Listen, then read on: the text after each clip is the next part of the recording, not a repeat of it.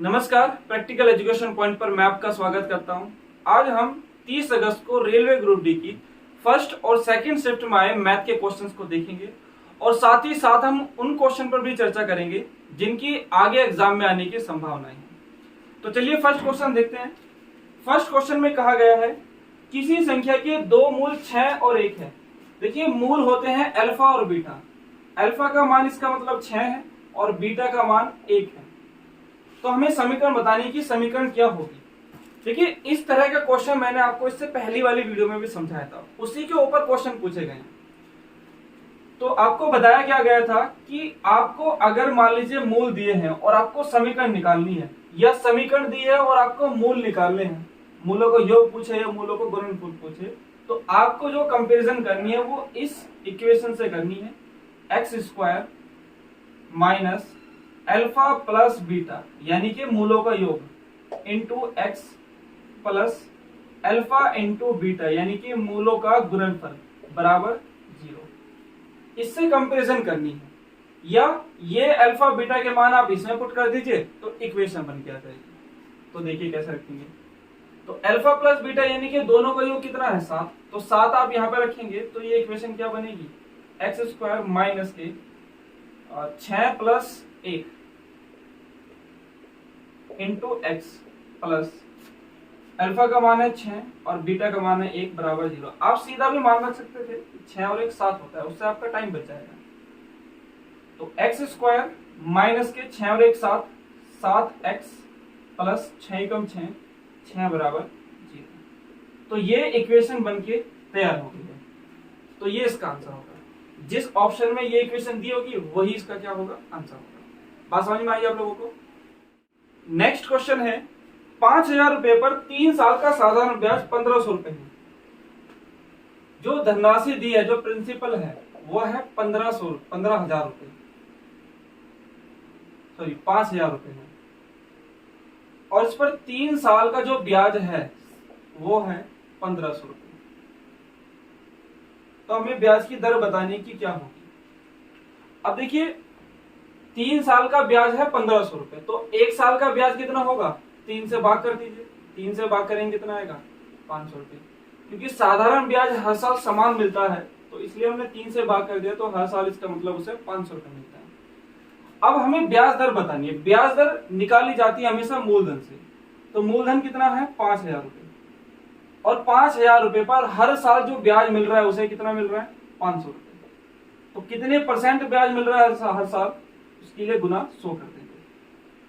1 0 से 1 0 कैंसिल हो गया, 500 से 500 कैंसिल हो जाएगा एक बार, 10 ही कम 10, तो 10% इसका आंसर है। ये बात समझ में आई। नेक्स्ट क्वेश्चन है 21,000 रुपए पर 17/5%। टोटल जो धनराशि है, जो प्रिंसिपल है वो है 21,000 रुपए। इस पर दर उसने दी है 17/5% और समय दिया है उसने 1 वर्ष और 4 महीने। इनका साधारण ब्याज बताना है कि क्या होगा। तो साधारण ब्याज किस तरह से बताएंगे उसको समझिए। सबसे पहले आप इसको वर्षों में कन्वर्ट कर लीजिए। ये तो वर्ष में ही, इसको आप वर्षों में कन्वर्ट कर लीजिए। 1 वर्ष में होते हैं 12 महीने, तो 12 से भाग कर दीजिए तो ये वर्षों में हो जाएगा। 4 कम 4, 4 3 12, तो ये बनेगा 1 सही 1/3 वर्ष, या 3 कम 3 और 1 4, तो 4/3 वर्ष बन जाएगा। इससे क्लियर है। अब हमें बताना है कि इसका इस दर से कितना ब्याज होगा इतने समय का।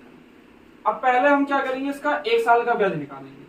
तो 2100 रुपए टोटल धनराशि है, 1 साल का ब्याज कितना होगा 17/5%। तो इसका आप 17/5% निकाल लीजिए। परसेंटेज हटाएंगे नीचे कितना आएगा 100। तो ये तो आएगा 1 साल का ब्याज। और साधारण ब्याज जो होता है वो हर साल समान मिलता है। तो 4/3 वर्ष में कितना मिलेगा, जब 1 वर्ष में इतना मिल रहा है तो 4/3 वर्ष में कितना मिलेगा, गुना 4/3। आप यही कर दीजिए। अब बस कैलकुलेशन करनी है, ये आपका ब्याज आ जाएगा कि कितना होगा। 2 0 से ये 2 0 कैंसिल हो जाएगी। 3 से काटेंगे 70 बार और 5 से काटेंगे इसे 14 बार। 14 चौका 56, तो 56 गुना 17, और इसकी आप गुना करेंगे 17 छिका 102, हंसी लगा 10, 17 पंजे 85 और 10 95, तो 952 रुपए इस पर ब्याज आएगा। बात क्लियर है। नेक्स्ट क्वेश्चन आयु से है। इसमें कहा गया है पिता तथा पुत्र की वर्तमान आयु का अनुपात 4:3 है। फादर और सन, इनकी जो आयु का अनुपात है वो है 4:3 तथा इनकी आयु का योग 98 है। इनकी जो आयु का योग है वो 98 वर्ष है, 98 वर्ष। तो हमें बताना है कि पिता की वर्तमान आयु कितनी है। इसके लिए देखिए हम क्या करेंगे, ये इनका योग दिया है दोनों का, तो हम देखेंगे कि हमारे हिसाब से इन दोनों का योग कितना आ रहा है। पिता की आयु अगर 4 वर्ष है तो पुत्र की आयु कितनी होगी, 3 वर्ष। तो योग कितना बैठता है, 4 और 3 7 वर्ष। तो हमारे हिसाब से तो योग आ रहा है 7, जबकि आना कितना चाहिए 98। तो हमारे 7 उसके 98 के बराबर है। तो हमारे 1 की वैल्यू क्या होगी, 7 से ही भाग कर दीजिए, 1 की वैल्यू आती है। अब हमें बताना है कि पिता की आयु कितनी है, वो भी वर्तमान वाली। तो पिता की वर्तमान आयु हमारे हिसाब से कितनी है, 4। तो बस आप 4 की वैल्यू निकाल लीजिए कि कितनी होगी। जब 1 की वैल्यू इतनी है तो 4 की वैल्यू तो इससे 4 गुना हो जाएगी, तो गुना आप 4 कर दीजिए। 7 से इसे काटेंगे, 7 ही कम 7, 7 चौक 28 और 14 चौका 56 वर्ष। तो पिता की जो वर्तमान आयु है वो है 56 वर्ष। और अगर पुत्र की आयु पूछता तो पुत्र की आयु कितनी है, 3। तो यहाँ पर हम 4 की जगह 3 की गुना कर देते। क्लियर है बात। या फिर आप ऐसे भी कर सकते हैं कि 7 की वैल्यू जब 98 है तो 1 की वैल्यू क्या होगी, 7 से भाग कर देंगे, कितना आएगा 14। यानी कि हमारा एक रियल में 14 के बराबर है। यानी कि अपने वाले को अगर आप 14 गुना बढ़ा देंगे तो रियल वाला आ जाएगा। तो दोनों की अगर आयु चाहिए तो 14 गुना बढ़ा लीजिए, 14 चौका 56, पिता की तो हो गई 56 आयु, और पुत्र की कितना हो जाएगी, 14 3 42, तो पुत्र की होगी 42 वर्ष। बात क्लियर है। नेक्स्ट क्वेश्चन है पिता व पुत्र की वर्तमान आयु का अनुपात 3:2 है। पिता और पुत्र की वर्तमान आयु का अनुपात है 3:2।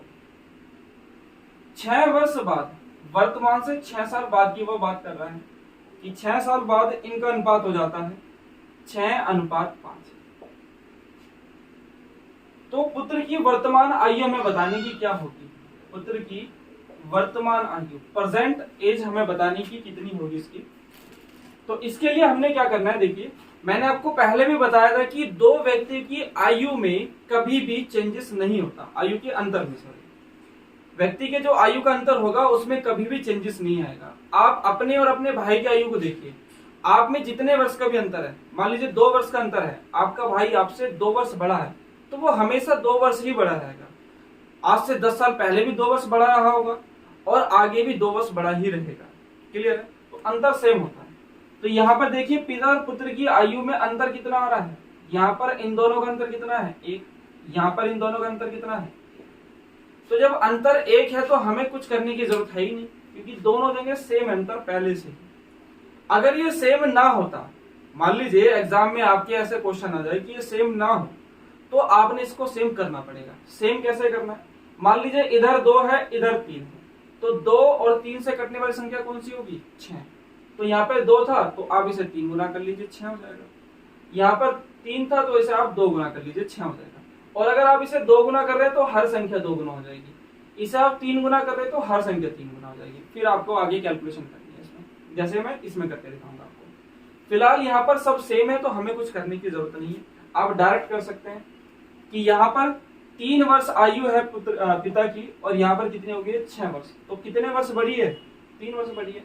आप इसमें देखेंगे तो इसमें भी 3 ही वर्ष बढ़ी है, यानी कि दोनों में ही 3 वर्ष की आयु बढ़ी है। यानी कि ये जो आयु है इससे 3 वर्ष बाद की दिखा रहा है, जबकि है कि कितने साल बाद की, 6 वर्ष बाद की। तो हमारी तो आ रही है 3 वर्ष बाद की, आनी चाहिए 6 वर्ष बाद की। तो 3 को 6 बनाने के लिए क्या कर सकते हैं, 2 गुना कर लीजिए। 3 को 6 बनाने के लिए आप 2 गुना कर लीजिए, यानी कि अपनी संख्याओं को अगर आप 2 गुना कर देंगे तो वो रियल संख्या में कन्वर्ट हो जाएगा, रियल आयु में कन्वर्ट हो जाएगा। तो हमें बताना है कि पुत्र की वर्तमान आयु कितनी है, तो बस 2 गुना कर दीजिए, 2 दूनी 4 वर्ष। क्लियर है बात। तो इसका मतलब पुत्र की जो वर्तमान आयु यहां से आ रही है वो कितनी आ रही है, 4 वर्ष। देखिए वैसे तो ये क्वेश्चन मुझे लग रहा है कि इसकी संख्या में कुछ मिस्टेक है, क्योंकि यहाँ पर इसे 2 गुना करेंगे 4 वर्ष आ रहा है, इसको 2 गुना करेंगे 6 वर्ष आ रहा है। तो पिता 6 वर्ष का और पुत्र 4 वर्ष का दिखा रहा है, जबकि ऐसा हो ही नहीं सकता। 6 वर्ष का, समझ रहे हो ना बात मैं क्या कहना चाह रहा हूँ। तो ऐसा हो नहीं सकता। हो सकता है कि जिन्होंने हमें डाटा भेजा है तो उसने इसमें कुछ गड़बड़ी कर दी है। लेकिन कैसा भी हो, इसमें डेटा कुछ भी हो, कोई भी संख्या हो, करना आपको ऐसे ही है। बात समझ में आ रही है आप लोगों को। नेक्स्ट क्वेश्चन है, 2 लड़कों की आयु का योग 26 वर्ष है। 2 लड़के हैं, मान लीजिए ए और बी, इनकी आयु का योग है 26 वर्ष और उन दोनों लड़कों की आयु का अंतर है 6 वर्ष। अंतर यानी कि ए माइनस बी वो है 6 वर्ष। तो हमें बताना है कि बड़े लड़के की आयु कितनी है, ये बात हमें बतानी है। तो देखिए कैसे करेंगे। तो देखिए हमें कैसे करना है, हमें करना है किस तरह से। इसमें अगर इस तरह का कोई क्वेश्चन आपको दिया हुआ है, ऐसी इक्वेशन दी है कि जिन दोनों को जोड़ा जा रहा है उन्हीं दोनों को घटाया गया है, इन्हीं दोनों का योग हमें दिया है और इन्हीं दोनों का अंतर दिया है। तो ऐसे क्वेश्चन में हमें ज्यादा कुछ करने की जरूरत नहीं है। आप सीधा कर सकते हैं कि अगर आप इनको जोड़कर आधा करेंगे तो आगे वाली संख्या, आगे वाली यानी कि बड़ी संख्या, और अगर इन दोनों को घटाकर आधा करेंगे तो पीछे वाली संख्या, पीछे वाली यानी कि छोटी संख्या, घटा के तो छोटी हो जाएगी और जोड़ के बड़ी हो जाएगी। तो फिलहाल उसने बड़ी संख्या पूछी है तो दोनों को जोड़ दीजिए, 26 और 6 32, और 32 को क्या करना है, बस आधा करना है। तो 32 को आधा कर देंगे तो संख्या कितनी आएगी, 16। तो बड़ी संख्या तो आएगी 16। और अगर हमसे छोटी संख्या पूछता तो हम इन दोनों के अंतर को आधा कर देते तो छोटी संख्या आ जाती। दोनों का अंतर कितना है, 20। 20 का आधा कितना होगा, 6 हो जाएगा, 10 हो जाएगा। तो b का मान होता है 10, यानी कि छोटी संख्या 10 और बड़ी संख्या 16। बात समझ में आई। नेक्स्ट क्वेश्चन एलसीएम एचसीएफ से है।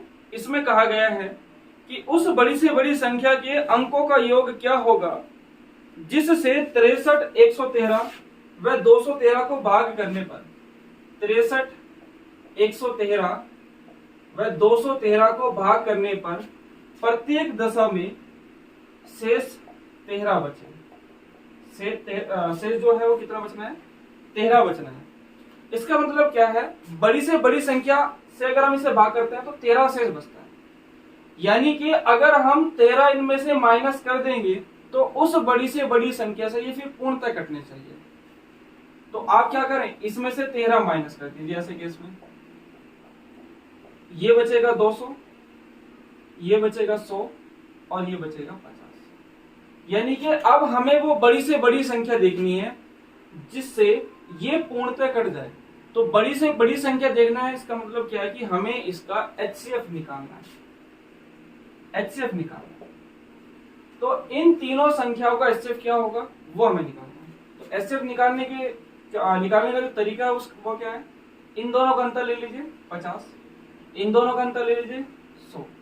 अब जो संख्या इन दोनों को काटेगी बड़ी से बड़ी संख्या, वही क्या होगा, इसका एचसीएफ होगा। तो इन दोनों को काटने वाली बड़ी से बड़ी संख्या कौन सी है, 50 ही है। 50 से आप ये भी काट सकते हैं और ये भी काट सकते हैं। इसका मतलब इन दोनों का जो एचसीएफ होगा वो कितना होगा, 50। और अगर इन दोनों का एचसीएफ 50 है तो इन तीनों का भी 50 ही होगा। आप चाहो तो भाग करके देख सकते हैं, सबको काटेगी। क्लियर है बात। लेकिन हमें एचसीएफ नहीं बताना था, हमें इस संख्या के अंकों का योग बताना था। तो इसके अंकों का आप जोड़ दीजिए, 5 + 0 कितना आएगा, 5। तो इसका मतलब आंसर क्या आएगा, ये अंकों का योग कितना आएगा, 5 आएगा। बात समझ में आई। नेक्स्ट क्वेश्चन एलसीएम एचसीएफ से ही है। इसमें कहा गया है कि 84, 105 व 108 का एलसीएम ज्ञात कीजिए। इन तीनों का एलसीएम हमें बताना है कि क्या होगा। एलसीएम निकालने के लिए हमें क्या करना होगा, देखिए तरीके मैं आपको इसमें 2 बताऊंगा। एक तो तरीका है कि आप फास्ट कैसे करेंगे। फास्ट कैसे करेंगे, देखिए आप इसके फैक्टर कर लीजिए, जो सबसे बड़ी संख्या है ना उसके फैक्टर कर लीजिए। तो 12 निम्मा 108, तो इसको हम ऐसे भी लिख सकते हैं 12 गुना 9, या 9 को भी आप तोड़ लीजिए 3 गुना 3, 12 तिया 36 और 36 तिया 108। तो ये जो संख्या बनेगी इससे पूर्णतः कट रही है। अब यही संख्या इससे भी पूर्णतः कटनी चाहिए। तो इसके जो फैक्टर होते हैं वो क्या होता है, 21 पंजे 105। 21 का मतलब 7 गुना 3, तो 7 तिया 21 और गुना 5। तो देखिए 3 तो यहाँ पर है, 7 की और जरूरत है 21 बनाने के लिए, क्योंकि 7 इसमें कहीं है नहीं, तो 7 की हमने इसमें और गुना करनी है, तो ये क्या हो गया 21, और 5 की और गुना करनी है तो 105 हो जाएगा, क्योंकि 5 भी इसमें नहीं है कहीं, तो गुना 5 और कर देंगे। तो ये जो संख्या बनी है, ये संख्या इससे तो कट ही रही थी, साथ में अब इससे भी कटने लगी है, और ये संख्या अब 84 से भी कटनी चाहिए। 84 के फैक्टर होते हैं 12 सते 84। अब देखिए 12 भी है इसमें और 7 भी है यहाँ पर, तो इसका मतलब ये संख्या इससे भी कट रही है, तो ये क्या होगा, इसका एलसीएम हो जाएगा। बस आपको इनकी गुना करनी है उठा के, तो 12 पंजे 60, 60 गुना 3 तिया 9 और 9 सते 63, गुना कर दीजिए, 36 18 हासिल लगा 1, 36 और 1 37 और एक जीरो पीछे, तो 3780 इसका आंसर आ जाएगा। अब एक तो तरीका ये है इसका एलसीएम निकालने का, दूसरा तरीका क्या है, अगर ये आपको समझ में नहीं आ रहा है फिलहाल, तो आप इसमें जो पुराना मेथड है वो भी अप्लाई कर सकते हैं, 105 108। पहले आप क्या करें, जिससे हर संख्या कट रही है उससे भाग कर लीजिए, 3 से भाग करेंगे, ये कटेगा 28 बार, ये कटेगा 35 बार और ये कटेगा 36 बार। इसे फिर आप भाग कर लीजिए, 4 से भाग कर लीजिए 7 बार, ये तो कटेगा ही नहीं, और ये कटेगा 9 बार। 7 से भाग कर लीजिए इसे 1 बार, ये कटेगा 5 बार, ये कटेगा 9 बार। आगे कोई संख्या ऐसी नहीं कि जो सब में कॉमन हो या 2 में भी कॉमन हो, तो आप इन सब की उठा के गुना कर सकते हैं, या फिर आप भाग कर लीजिए 5 से 1 बार और 9 बार। आगे भी कर लीजिए, 3 से भाग करना चाहो 3 से 2 बार भाग कर लो, या इकट्ठा 9 से भाग कर लीजिए आप। अब इन सब की गुना करेंगे तो ये इसका एलसीएम आ जाएगा, और देखिए क्या आएगा, 3 चौक 12 यानी कि ये आया है, उसके बाद 7 यानी कि ये आ गया, उसके बाद 5 ये आ गया, उसके बाद 9, तो 3 तिया 9 ये आ गया। तो गुना करने के बाद इसका मतलब यही आएगा आंसर। बात समझ में आ रही है आप लोगों को? नेक्स्ट क्वेश्चन सिंप्लीफिकेशन से है। इसमें कहा गया है कि इसकी गुना और इनकी गुना का जो अंतर है उसको हमें इनसे भाग करना है। तो कैसे करना है, देखिए ये चीज और ये चीज आपको सेम नजर आ रही है, ऐसे ये चीज और ये चीज आपको सेम नजर आ रही है, और जो यहाँ पे लिखा है वही यहाँ पे लिखा है, जो यहाँ पर है वही यहाँ पर है। यानी कि अगर आप इस वाले पद को माने ए माने, तो ये भी क्या हो जाएगा ए, और ये भी क्या हो जाएगा ए हो जाएगा। इसको अगर मानेंगे बी, तो ये भी क्या हो जाएगा बी, और ये भी क्या हो जाएगा बी। यानी कि ऊपर क्या बन रहा है ए स्क्वायर, माइनस यहाँ पे क्या बन रहा है बी गुना बी यानी कि बी स्क्वायर, और नीचे क्या बन रहा है ए माइनस। तो इसमें आप क्या कर सकते हैं, फॉर्मूला है, तो इसमें आप फॉर्मूला अप्लाई कर सकते हैं। एक बार इसको जोड़ दीजिए, एक बार घटा दीजिए, इसी का फॉर्मूला होता है a plus B into A minus B, ये फॉर्मूला होता है। और नीचे क्या है a माइनस बी। अब बस इससे आप इसको काट दीजिए, क्योंकि सेम कट जाएगा। तो यहाँ पर क्या बचा है a प्लस बी, यानी कि दोनों के मानों को जोड़ना है। a का मान ये है, b का मान ये है, तो दोनों के मानों को आप उठा के जोड़ दीजिए। तो a का मान है 2.46 और b का मान है 1.46, बस जोड़ दीजिए, ये आएगा 92.3, तो 3.92 इसका आंसर आएगा। Next question time and distance से है। इसमें कहा गया है कि एक गाड़ी 24 किलोमीटर की दूरी, टोटल दूरी कितनी है, डिस्टेंस कितनी है 24 किलोमीटर, और कितने समय में तय की गई है, वो तय की गई है 2 घंटे में। तो हमें बताना है कि स्पीड क्या होगी, और स्पीड भी हमें बतानी किसमें है, मीटर प्रति सेकंड में। इसमें हमें स्पीड बतानी है क्या होगी। अब देखिए इसमें आप तरीका लगा सकते हैं कि स्पीड बराबर क्या होता है, डिस्टेंस अपॉन टाइम, ये होता है। तो इसमें आप ये मान रख दीजिए, डिस्टेंस कितनी है 24, टाइम कितना है 2, तो 2 से इसे भाग करेंगे तो ये आएगा 12 किलोमीटर प्रति घंटा। 12 किलोमीटर प्रति घंटे में इसका आंसर आएगा। लेकिन हमें इसको मीटर प्रति सेकंड में चेंज करना है। तो अगर आपको किलोमीटर प्रति घंटा मीटर प्रति सेकंड में चेंज करना पड़े तो आप क्या करेंगे, आप 5/18 से गुना कर देंगे, और अगर आपको मीटर प्रति सेकंड को किलोमीटर प्रति घंटा में चेंज करना पड़े तो क्या करेंगे, इसका उल्टा 18/5 से गुना कर देंगे। इसे आप याद कैसे रखेंगे, देखिए किलोमीटर बड़ी संख्या है, बड़ी यूनिट है, और मीटर क्या है, छोटी यूनिट। तो बड़ी यूनिट को छोटी यूनिट में कन्वर्ट करना है तो छोटे वाले से गुना करेंगे, छोटी यूनिट में कन्वर्ट करना है तो छोटे वाले से गुना और बड़े वाले से भाग। ऐसे ही यहाँ पर छोटी यूनिट को अगर बड़ी यूनिट में कन्वर्ट करना है, मीटर को किलोमीटर में चेंज करना है, तो बड़ी यूनिट में कन्वर्ट करना है तो बड़ी संख्या से गुना कर देंगे और छोटी वाले से भाग। तो उल्टी दूसरी वाले से होना ही है, बस छोटे को बड़ा बनाना है तो बड़ी से गुना और बड़े को छोटा बनाना है तो छोटे से गुना। ये चीज आप याद रख सकते हैं। तो यहाँ पर किलोमीटर प्रति घंटे को मीटर प्रति सेकंड में चेंज करना है, तो बड़े को छोटा बनाना है तो छोटे वाले से गुना और दूसरे वाले से भाग। 6 दूनी 12 और 6 18, तो 5 दूनी 10/3 मीटर प्रति सेकंड, ये इसका आंसर आ जाएगा। ये ऐसे भाग करके अगर मान लीजिए ऑप्शन इस तरह से दिया हुआ है काट कर, तो आप लिख सकते हैं 3 सही 1/3 मीटर प्रति सेकंड। क्लियर है बात। नेक्स्ट क्वेश्चन एवरेज से है। इसमें कहा गया है माता पिता तथा 2 बच्चों की औसत आयु 36 वर्ष है। देखिए माता पिता तो 2 व्यक्ति ये हो गए और 2 बच्चे हैं, यानी कि टोटल कितने हो गए, 4 हो गए। तो इनकी जो औसत है वो है 36 वर्ष। तो अगर औसत 36 वर्ष है तो आप इसका योग निकाल लीजिए। देखिए औसत कितने व्यक्तियों का है, 2 तो माता पिता हो गए और 2 हो गए बच्चे, यानी कि 4 व्यक्ति हो गए टोटल। तो इन 4 का औसत है 36। अगर हम औसत से योग बनाना चाहते हैं तो क्या करना पड़ेगा, देखिए औसत बराबर क्या होता है, औसत बराबर होता है कुल योग बटे कुल संख्या। यानी कि अगर आपको औसत दिया है और आप कुल योग निकालना चाहते हैं तो औसत में कुल संख्या यानी कि जितनी भी संख्या है उनसे गुना कर दीजिए तो वो कुल योग आ जाएगा। इसके इसमें गुना करेंगे तो कुल योग बन जाएगा। तो ऐसे हम यहाँ पे करेंगे, 4 संख्याओं का औसत है ना ये 4 व्यक्तियों की आयु का औसत है ये, तो आप इसमें 4 से ही गुना कर दीजिए तो ये आएगा 144। तो ये इन चारों व्यक्तियों की आयु का योग आ गया। इसमें 2 तो है माता पिता और 2 है बच्चे। आगे उसने कहा है पिता और 2 पुत्रों, एक तो पिता है, इसमें है माता प्लस पिता और 2 है इसमें बच्चे।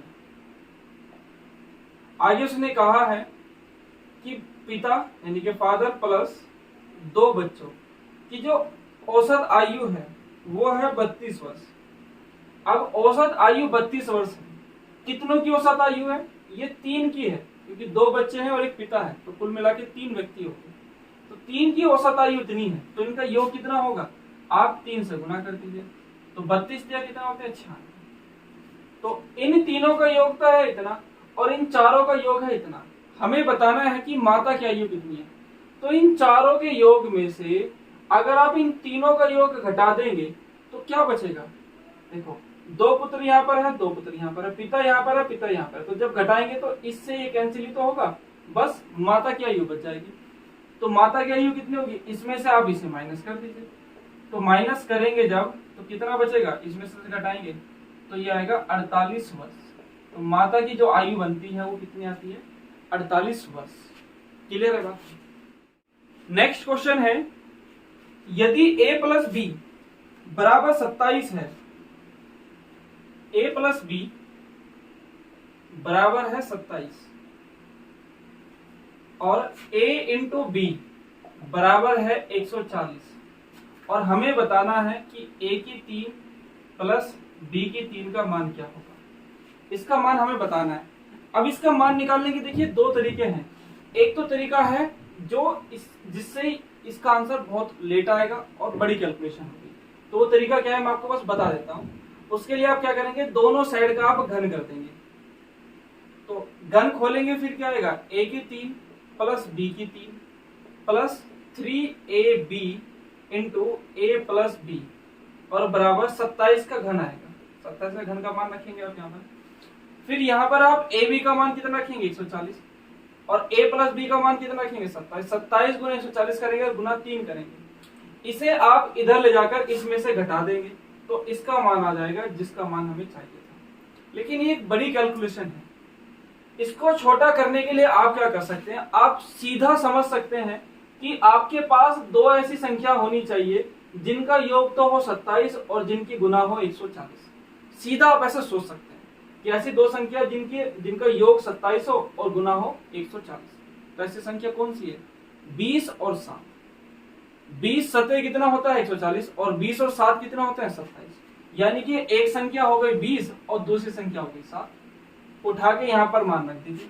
आप a को कुछ भी मान लीजिए, b को कुछ भी मान लीजिए। इस तरह से a को 7 मान लीजिए, चाहे b को 20 मान लीजिए, तब भी आंसर सेम आना है क्योंकि दोनों चीज सेम ही तो है।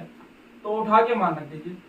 a का मान 20 है तो 20 की पावर 3 यानी कि 8000 प्लस b का मान 7 है तो 7 की पावर 3 यानी कि 343 और 8000 में अगर 343 जोड़ेंगे तो 8343 इसका आंसर आएगा।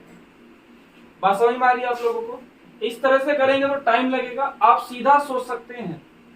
तो आप सीधा अगर सोच पा रहे हैं तो इसका आंसर बहुत ही स्पीड से निकाल पाएंगे आप। क्लियर है? नेक्स्ट क्वेश्चन परसेंटेज से है। इसमें कहा गया है कि एक व्यक्ति अपनी आय का 72% खर्च करता है। देखिए आप समझिए कि एक साइड तो आय लिख लीजिए, एक साइड खर्च और यहां पर रखेंगे हम बचत। आय हमने मान ली कि 100 है क्योंकि कोई भी चीज अपने में 100% होती है तो हमने आय मान ली 100 है। तो खर्च वो कर रहा है 72%, तो 100 का 72 कितना होता है 72। तो बचत कितनी होगी, 100 में से 72 खर्च कर दिए तो बचा कितना 28 रुपए। इसमें से बस इसे माइनस कर दीजिए 28 रुपए। क्लियर है? तो पहले 28 रुपए उसके बच रहे थे। अब उसने क्या कहा कि यदि उसकी आय 12% बढ़ जाए, तो आय में हो रही है 12% की वृद्धि, तो इसका 12% कितना होगा, 100 का 12% 12 ही होता है। यानी कि अब उसे 12 रुपए ज्यादा मिल रहा है, अब उसे 12 रुपए ज्यादा मिल रहा है। और खर्च वो बढ़ा रहा है 5%, तो 5% इसका कितना होगा, खर्च में वृद्धि करी ना 5%, तो इसका 5% कितना होगा। देखिए एक अंक के बाद पॉइंट लगाएंगे तो ये आएगा 10%, 10% बनता है 7.2। तो 5% कितना होगा, 7.2 का आधा कर लीजिए, तो 7.2 यानी कि 72 का आधा 36 होता है, तो ये आएगा 3.6।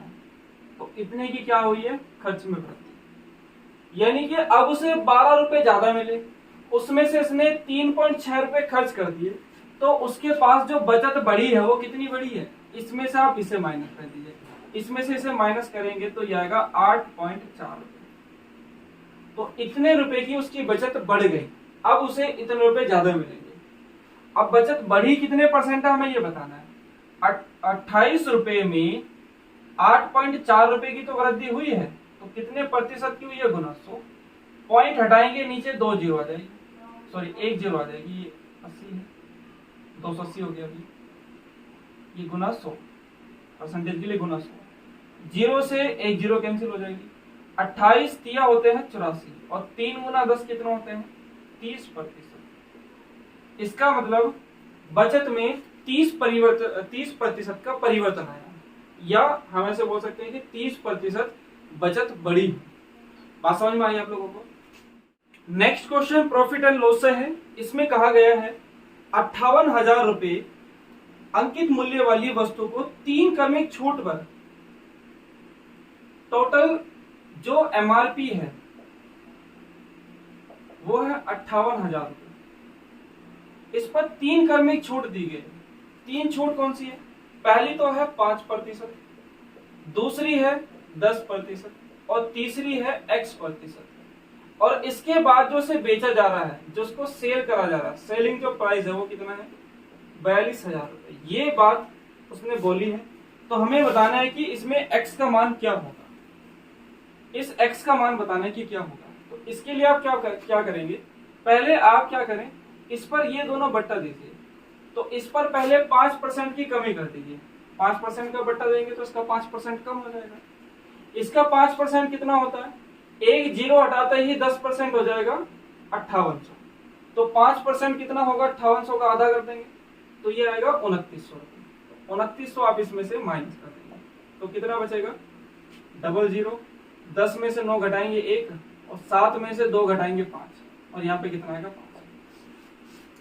तो 5% का हमने बट्टा दिया, उसके बाद ये इतने में जाती है। देखिए कैलकुलेशन तो आप इसे डायरेक्ट ऐसे भी कर सकते हैं कि इसका पहले 5% कम करा यानी कि गुना 95%, 95/100 कर देंगे। फिर गुना 10% कम करेंगे उसी का तो गुना 90/100 कर देंगे।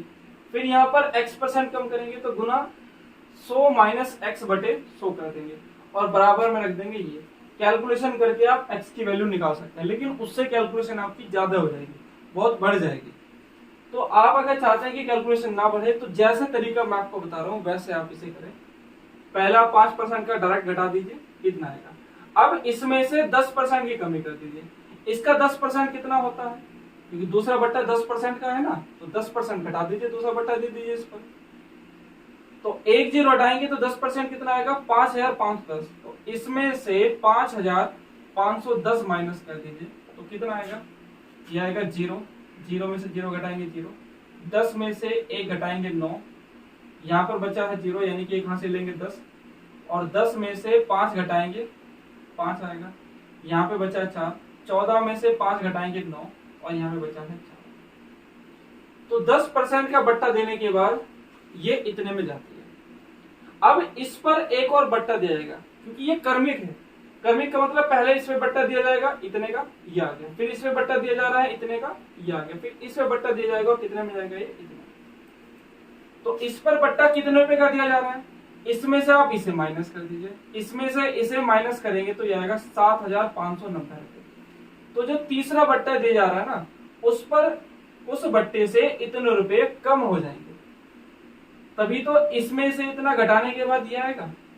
तो इतने का बट्टा दिया जाएगा और बट्टा ये किस पे दिया जाएगा, इस पर यानी कि 499590।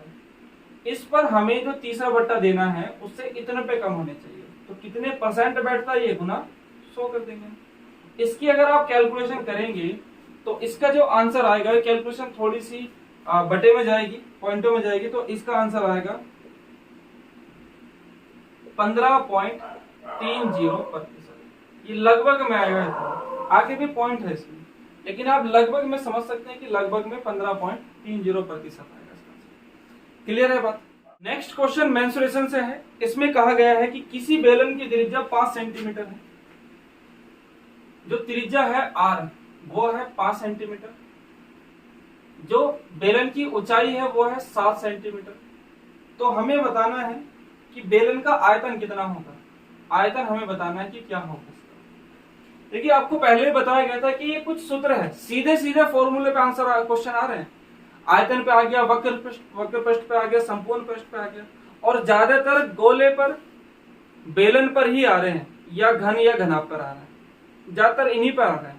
शंकु पे तो नहीं आ रहे, लेकिन फिर भी आप उसके जो फॉर्मूले हैं उसको याद रखना, हो सकता है कि आगे एग्जाम में आने लग जाए, तो उनको आप जरूर याद रखना। ठीक है, तो फिलहाल हमें इसका आयतन चाहिए, बेलन का आयतन। तो बेलन के जो आयतन का फॉर्मूला होता है, बेलन का आयतन का जो फॉर्मूला होता है वो होता है पाई r स्क्वायर। यो पाई का मान कितना है, पाई का मान आप यहाँ पे 22/7 रख सकते हैं।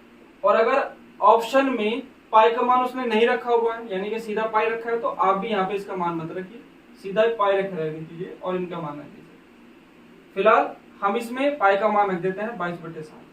r का मान कितना है 5, तो r स्क्वायर यानी कि 5 गुना 5 हो जाएगा, गुना h का मान कितना है 7, 7 से 7 कैंसिल हो जाएगा, 5 बजे 25, 25 दूनी 50, 50 का 0 हासिल लगा 5, 25 दूनी 50, 50 और 5 55। तो उसका जो आंसर आएगा 550 सेंटीमीटर क्यूब इसका आंसर आएगा। बात समझ में आ रही है। नेक्स्ट क्वेश्चन है, एक गोले का संपूर्ण पृष्ठ 64 पाई है। देखो गोले का जो संपूर्ण पृष्ठ होता है, गोले का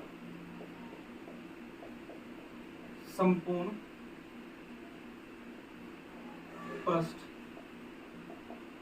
इसका फॉर्मूला होता है 4 पाई r स्क्वायर।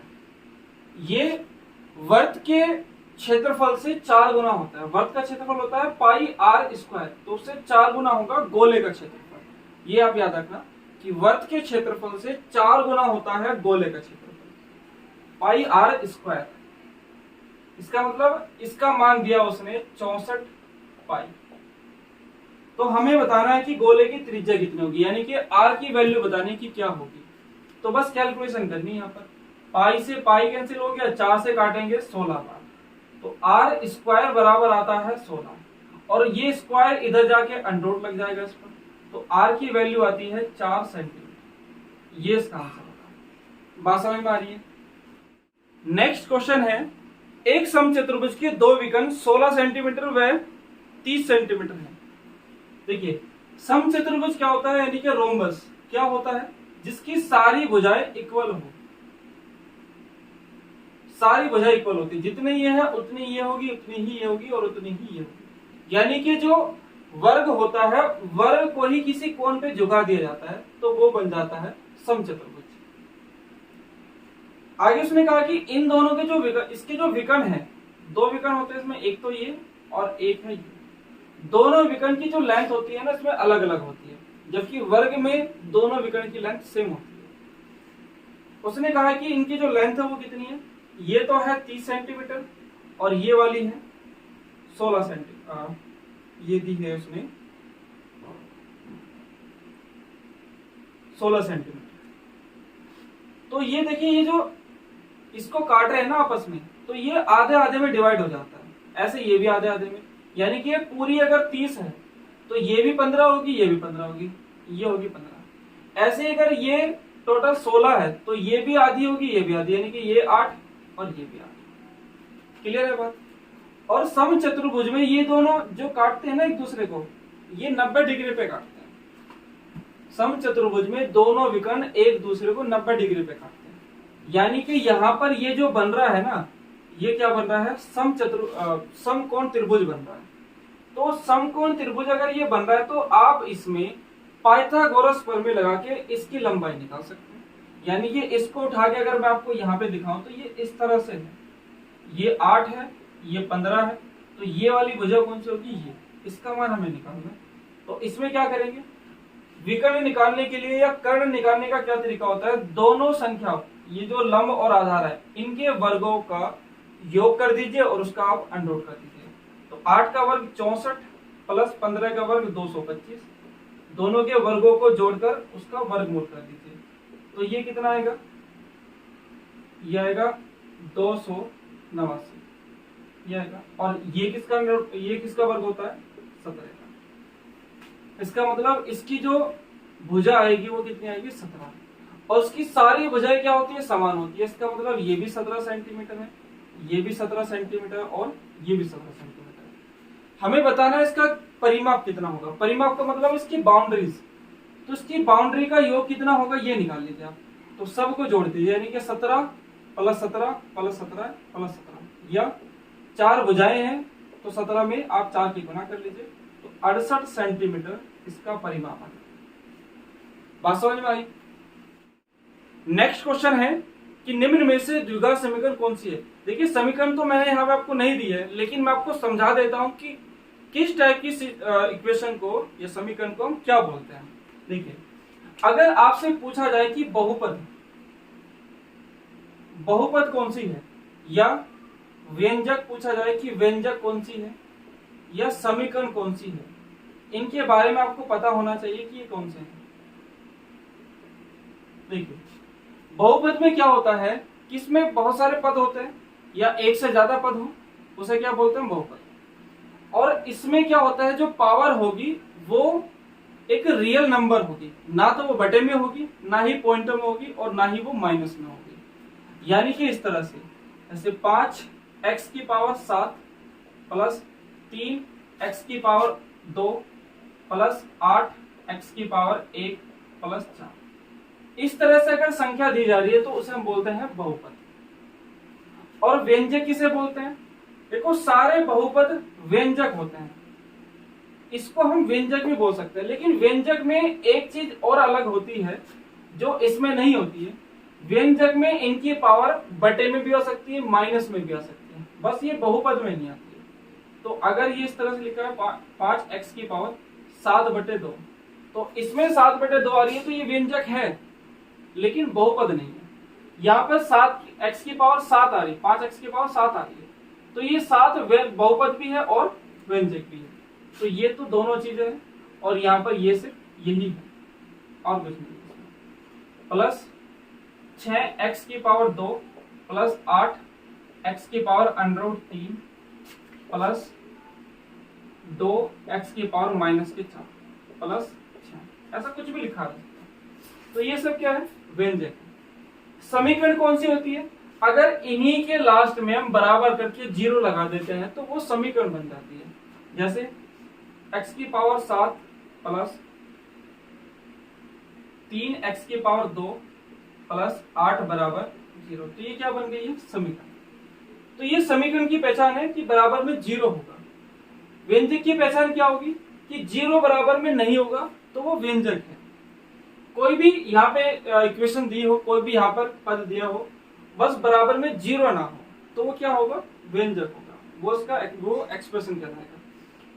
लेकिन अगर मान लीजिए पावर नॉर्मल संख्या है तो उसको हम क्या बोल सकते हैं? बहुपद बोल सकते हैं। ठीक है, तो उसने इस पर क्वेश्चन पूछा था कि द्विघात समीकरण कौन सी है। तो समीकरण के लिए पहचान क्या है? कि बराबर में 0 होनी चाहिए। और द्विघात समीकरण की पहचान क्या होगी? कि उसमें मैक्सिमम पावर 2 होनी चाहिए।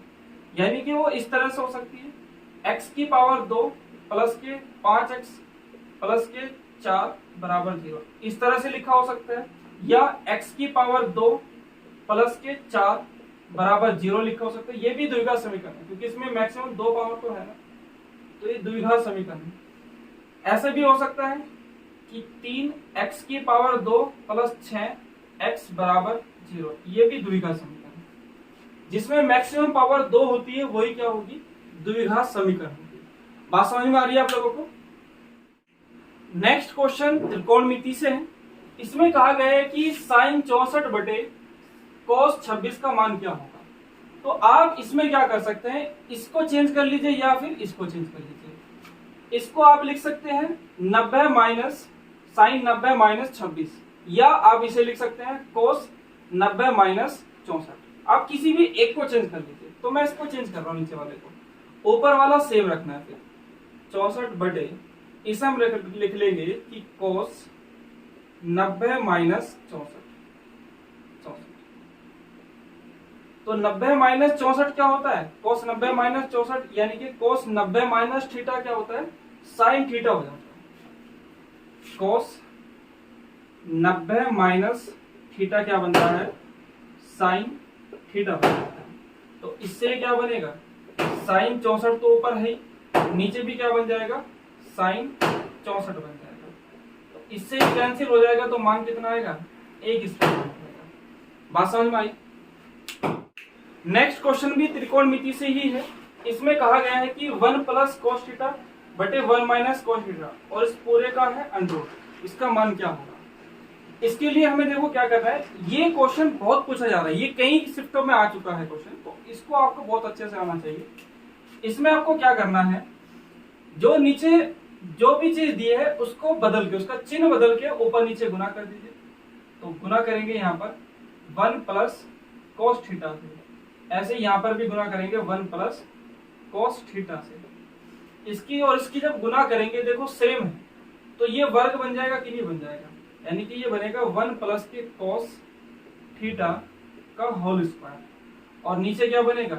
ये देखिए a minus B into A plus B का फॉर्मूला बन रहा है। यानी कि ये वाला फॉर्मूला बन रहा है a square minus B square बराबर a plus B into A minus, ये वाला फॉर्मूला बन रहा है। तो इससे हम इसको इस तरह से लिख सकते हैं। तो यहाँ पर 1 का वर्ग 1 माइनस cos स्क्वायर थीटा, और इस पूरे का क्या है? अंडर, ये आ जाएगा।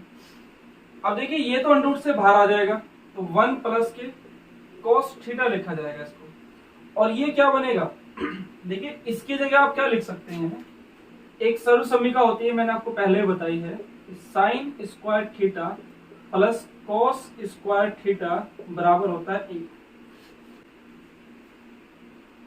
तो इसको अगर आप उधर लेके जाएंगे तो ये हो जाएगा 1 माइनस के cos स्क्वायर थीटा, और ये किसके बराबर हो जाएगा? साइन स्क्वायर थीटा की। तो यहां पर आप इसकी जगह ये रख सकते हैं, तो इसकी जगह आप रखेंगे साइन स्क्वायर थीटा, और इसका जब अंडूट करेंगे तो नीचे आएगा सिर्फ साइन थीटा। तो इस साइन थीटा को क्या करेंगे, एक बार तो इसके नीचे रख लीजिए, अलग अलग रख लीजिए साइन थीटा, और एक बार रख लीजिए इसके नीचे साइन थीटा। 1 बटे या 1 बटे साइन थीटा का मान क्या होता है, cosec theta, plus cos theta बटे साइन थीटा का मान क्या होता है, ये होता है कोट थीटा। तो इसका जो मान आएगा वो आएगा cosec theta plus cot theta. बात समझ में आ गई आप लोगों को। नेक्स्ट और लास्ट क्वेश्चन है, तीन माध्यिका जिस बिंदु पर मिलती है उसे क्या कहते हैं। तीन माध्यिका जिस बिंदु पर मिलती है उसे क्या कहते हैं, ये क्वेश्चन है। तो देखिए ऐसे नहीं कि माध्यिका वाला ही आएगा, इसमें से आपसे कुछ ही पूछा सकता है। तीन तरह के केंद्रक होते हैं जो मैं आपको समझाने वाला हूं। देखिए एक तो क्या होता है इसमें कि अगर हम प्रत्येक भुजा के मिड पॉइंट पर लंब उठाएं, इस पर हमने लंब उठाया मिड पॉइंट पर, इस वाली भुजा का मिड पॉइंट मान लीजिए ये, तो यहां से लंब उठाएंगे इस तरह से, ये लंब है। ऐसे इस वाली भुजा का मिड पॉइंट ये है, तो यहां से लंब उठाएंगे तो ये इस तरह से। तो ये कहीं ना कहीं आपस में तीनों मिलेंगे, तीनों एक दूसरे को इंटरसेक्ट करेंगे। तो ये जो पॉइंट आएगा तो इसे बोलते हैं हम परिकेंद्र। ये क्या होगा, इसका परिकेंद्र हो जाएगा। यानी कि यहां से हर शीर्ष की दूरी, हर वर्टेक्स की दूरी क्या होगी, इक्वल होगी। यहां से आप यहां तक की प्रकार की नोक रख के, मतलब प्रकार में दूरी भर के आप एक इसका परिवर्त खींच सकते हैं, इसको बोलेंगे परिकेंद्र। ये कब आएगा, जब प्रत्येक भुजा के मिड पॉइंट से आप लंब उठाएंगे। प्रत्येक भुजा के मिड पॉइंट से अगर आप लंब उठाएंगे तो जहां पर ये तीनों पॉइंट आकर मिलेंगे उसको क्या बोलते हैं, परिकेंद्र। क्लियर है बात। एक दूसरा होता है कि यदि हम प्रत्येक वर्टेक्स से लंब डालें सामने वाली भुजा पर, यहां से लंब हम इस पर डाल रहे हैं तो ये आएगा, ये लंब होगा। यहां से आप इस वाली भुजा पर, इस वाले वर्टेक्स से इस वाली भुजा पर आप लंब डालिए, ये होगा। यहां से आप इस सामने वाली भुजा पर लंब डालिए, ये होगा। तो इसको जो बोलते हैं ये होता है इसका अभिलंब, अभिलंब केंद्र, इसको बोलते हैं अभिलंब केंद्र। क्लियर है बात। ऐसे ही यहां की अगर हम बात करें, यहां पे क्या है कि अगर हम इस वर्टेक्स से सामने वाली भुजा के मिड पॉइंट को मिला दें, कोई लंब नहीं डालना इसमें, सिर्फ सामने वाली भुजा के मिड पॉइंट को मिलाना है। यहां पर इस वाले वर्टेक्स से सामने वाली भुजा का मिड पॉइंट कौन सा, ये, इसको अगर मिला दें, सामने वाली इस वाली वर्टेक्स से सामने वाली भुजा के मिड पॉइंट को अगर मिला देंगे तो ये जो बनेगा, ये क्या बनेगा, देखो इस वर्टेक्स से सामने वाली भुजा को अगर हम, सामने वाली भुजा के अगर केंद्र को मिड पॉइंट को अगर मिला रहे हैं तो इसको बोलते हैं माध्यिका। जो क्वेश्चन में पूछा गया है, किसी भी वर्टेक्स से सामने वाली भुजा के मिड पॉइंट को मिलाने पर ये जो लाइन प्राप्त होगी आपको, जो रेखा प्राप्त होगी है, इसको हम बोलते हैं माध्यिका। तो ये सारी माध्यिका है। क्लियर है। और माध्यिका जिस पॉइंट पर आकर मिलती है, तीनों माध्यिका, उसको हम बोलते हैं केंद्रक। इसको हम बोलते क्या है, केंद्रक बोलते हैं। बात समझ में आ गई। तो इसमें जो क्वेश्चन आपसे पूछा गया है उसमें ये क्वेश्चन पूछा गया था कि तीनों माध्यिका जिस पॉइंट पर मिलती है उसे क्या बोलते हैं, हम केंद्रक बोलते हैं। आंसर क्या होगा उसका, केंद्रक होगा। बात समझ में आई है। अगर वीडियो आपको अच्छी लगी है तो वीडियो को लाइक और शेयर जरूर कर देना। नमस्कार।